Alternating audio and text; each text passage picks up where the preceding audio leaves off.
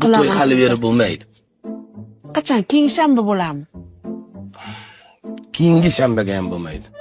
Bir yildan keyingi shanbaga ham bo'lmasa kerak menimcha. Chunki ana Dimka Jina bilan yarashib oldi. Shuni aytib qo'yganki, men lekin hech narsadan xabarim yo'q.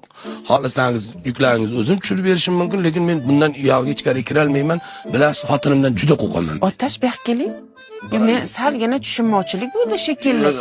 Ajrashaman degdi, Ajrashalmas ekan.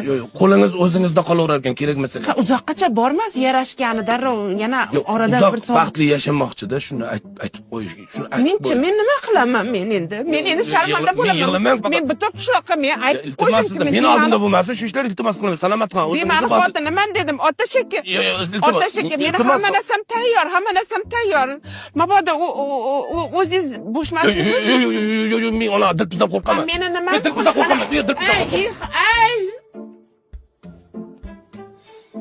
Shunday bir yaxshi xotinning qadriga yetmaydi. Ey xudojonim, ey.